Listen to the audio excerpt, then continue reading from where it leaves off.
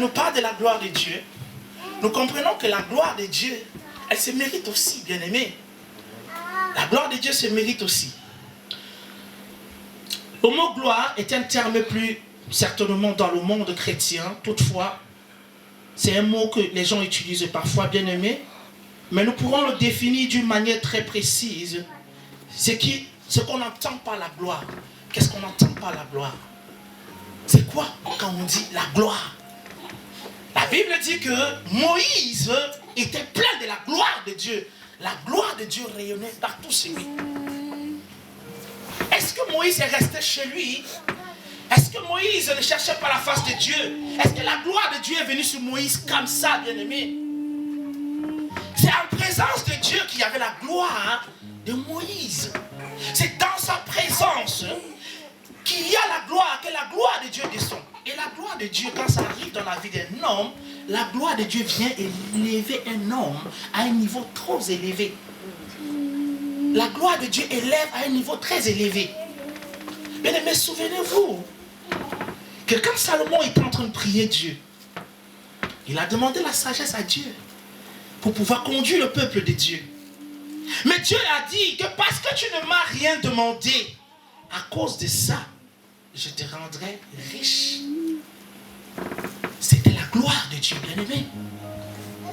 Et la Bible dit que tout ce que Salomon avait construit, le temple qu'il avait construit pour Dieu, c'était une architecture que les gens quittaient de partout pour venir apprécier, parce que la gloire de Dieu était partout sur le temple. Bien aimé, quand un homme commence à contempler la gloire de Dieu, sa vie ne peut pas rester la même. Quand un homme commence à contempler la vie de Dieu, sa vie ne peut pas être la même. La vie change, bien aimé. Il y a des gens que tu as connus hier. Et quand la gloire de Dieu commence à venir dans sa vie. Mais parfois aussi, bien aimé, la gloire de Dieu apporte souvent l'orgueil dans la vie de l'homme. C'est là où il faut faire attention. Amen. La gloire apporte l'orgueil dans la vie de l'homme. C'est là où il faut faire attention. Parce que, bien aimé, nous savons tous que la Bible dit que les bénédictions de l'Éternel ne sont suivies d'aucun chagrin. Quand Dieu bénit un homme, quand Dieu élève un homme, il a élevé. Mais maintenant, est-ce que l'homme va se contenter des biens? Est-ce que l'homme va se contenter de ce qu'il a comme un acquis? C'est là où il faut chercher. C'est là où il faut regarder, bien aimé. Et c'est très important dans la vie d'un chrétien. Nous allons prendre notre texte de base, bien aimé.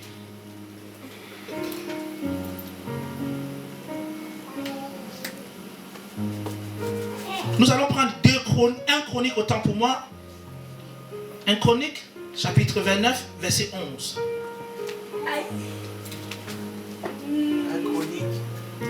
1 Chronique, chapitre 29, verset 11. 1 Chronique 29, verset 11. J'ai lu la parole du Seigneur. Amen. À toi, Éternel, sont la grandeur, la puissance et la splendeur, l'éternité et la gloire, car tout ce qui est dans le ciel et sur la terre t'appartient.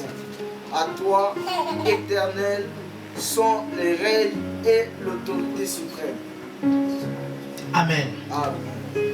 Bien aimé, ça c'est encore la grandeur et la gloire de Dieu. La Bible nous dit ici que tout ce qui est sur la terre l'appartient. C'est ça la gloire de quelqu'un bien aimé. Tout ce qui est sur la terre l'appartient de l'éternité en l'éternité. Bien aimé, la Bible nous dira plus loin que Dieu ne partage pas sa gloire.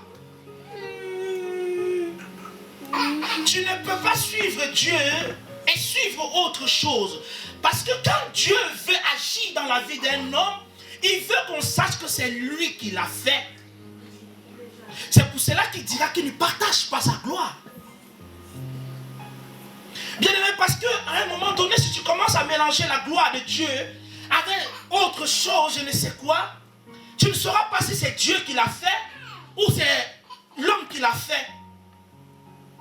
Mais la Bible dit que quand Dieu élève, on sait que ça c'est Dieu. Parce que ça dépasse même l'entendement des hommes. ce que Dieu fait dépasse l'entendement des hommes. À un moment donné, on se pose la question à savoir. Parfois, d'aucuns donneront même la gloire même au diable, pasteur. Ils vont me dire, mais non, celui qui l'a touché, les marabouts, celui qui l'a touché.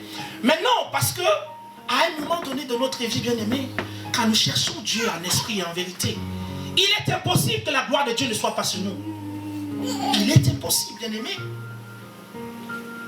Souvenez-vous, bien-aimés, quand Jésus suis allé baptiser dans le Jourdain, la Bible dit que la gloire de Dieu était descendue sur lui. La gloire de Dieu l'avait environné. Et la Bible dit qu'une voix se fit entendre dans les cieux qui disait, ça c'est mon fils bien-aimé à qui j'ai mis toute mon affection. Bien-aimé, est-ce que Dieu peut dire ça de toi aujourd'hui? Est-ce que Dieu peut penser, peut rester et dire, ça c'est mon fils, ça c'est ma fille? C'est la question que nous nous posons. Est-ce que nous suivons Dieu parce que nous avons besoin des bénédictions? Est-ce que nous suivons Dieu parce que nous voulons le connaître? La connaissance de Dieu amènera tout dans votre vie. La connaissance de Dieu amènera tout dans votre vie. Bien-aimé, tu peux être pauvre et avoir la gloire de Dieu dans ta vie. Tu peux être pauvre, bien-aimé, et être l'ami de Dieu. Souvenez-vous du Lazare et le riche. Mais dans les cieux, Lazare était glorifié. Mais le riche, il était en enfer. Bien-aimé, ce n'est pas ta situation physique qui intéresse Dieu. Ta situation physique est trop minable pour Dieu. Ta situation physique est trop minable pour Dieu. Bien-aimé, la Bible dit que quand Moïse était parti chercher la face de Dieu, il a fait 6 jours. Dieu ne l'a pas parlé. Dieu ne l'a pas répondu. C'est Dieu qui l'avait donné rendez-vous. Mais il a fait 6 jours. Mais la Bible dit que partout où il était, il y avait la gloire de Dieu. Mais Dieu ne l'a pas parlé.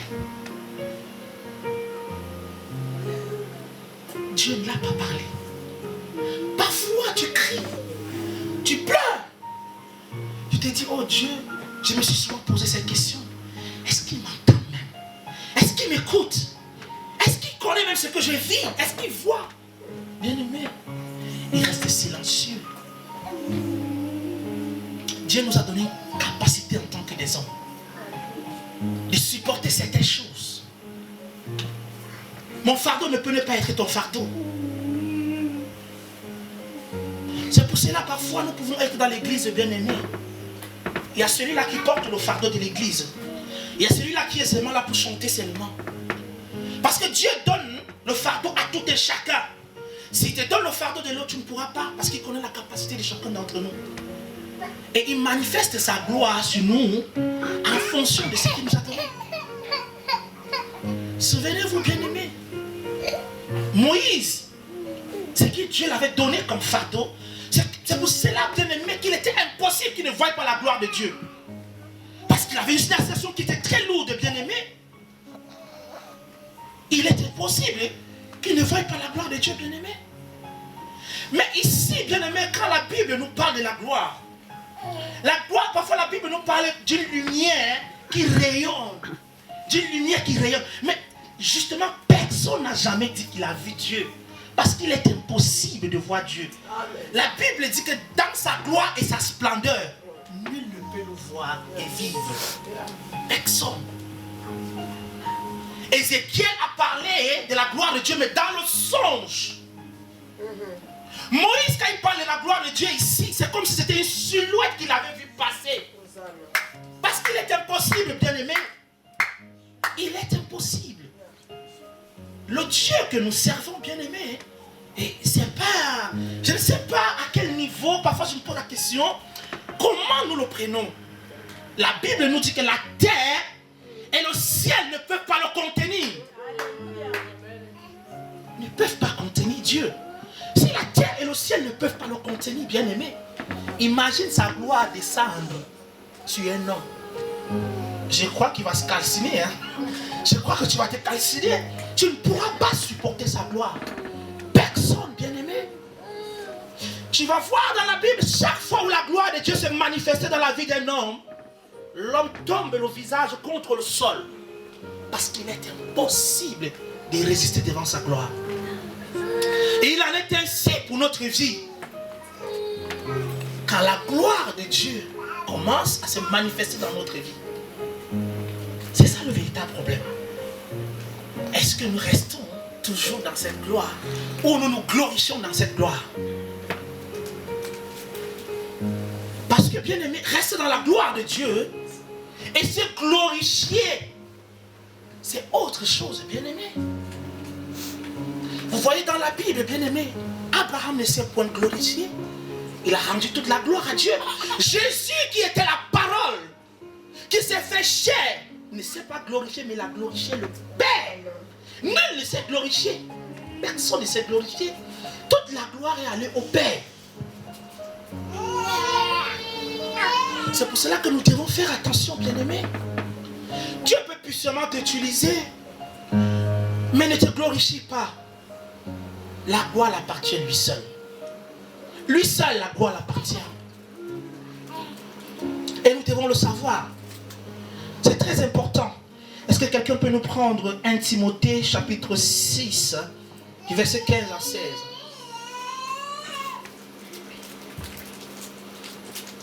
Timothée, chapitre 6, verset 15 à 16. Verset 15 à 16.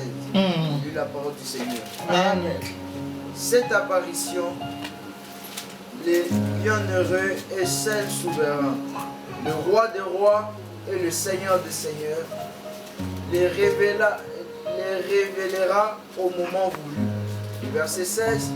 Il est le seul à posséder l'immortalité, lui qui habite à une lumière inaccessible et aucun homme n'a vu ni ne peut voir. À lui soit l'honneur et la puissance éternelle. Amen. Amen. À lui soit l'honneur et la puissance éternelle. Aucun homme ne peut être accessible. Il est impossible. Aucun homme. Il est impossible. Bien-aimé, ce matin, pendant que j'étais en train de chercher, bien-aimé, ce n'est pas le message que j'allais prêcher. Ça, je peux vous rassurer de toute sincérité. Ce n'est pas le message que j'allais prêcher ce matin. Mais pendant que j'étais en train de... Parce que depuis hier, j'avais préparé mon message. Mon message était sur la grâce. C'est sur la grâce que je voulais prêcher. Mais ce matin, je me suis endormi quand je me suis réveillé. Et ce message est venu dans ma tête, me demandant de parler de la gloire de Dieu. Parce que, bien aimé, j'ai l'impression que la gloire de Dieu est mal incomprise au milieu chrétien. Et c'est que nous devons faire attention. Bien aimé, si tu penses que la gloire de Dieu, c'est que ici, le pasteur se mettrait ici, dit, ainsi par l'Éternel, je te bénis, oh, je te ferai ceci, tu vas te coucher, parce que le pasteur l'a dit. Mais tu attendras longtemps, et je pense que ton lit même va se percer. Cette gloire ne descendra pas. C'est Dieu qui a dit à Abraham. Il dit, je te rendrai prospère, je t'élèverai. Élever quelqu'un, c'est la gloire. Mais bien aimé, la Bible nous dit quoi? Quand Abraham allait chercher Dieu, il était déjà riche. Hein? Il avait déjà un cheptel déjà de moutons, de bœufs, de tout. C'est qu'on peut imaginer. Il avait déjà tout. Mais la Bible dit, à cause de la main de Dieu dans sa vie, Dieu a commencé à rendre tout prospère dans sa vie. La gloire de Dieu a commencé à se manifester dans sa vie. Pourquoi? Parce qu'il craignait Dieu. Quand un homme commence à craindre Dieu, il est impossible que Dieu ne regarde pas cette personne. C'est la crainte de l'Éternel qui va attirer la présence de Dieu dans ta vie. La crainte de Dieu va attirer sa présence dans ta vie. Qu'est-ce qui te fait pleurer? Qu'est-ce que tu cherches? N'es-tu pas heureux d'être en santé?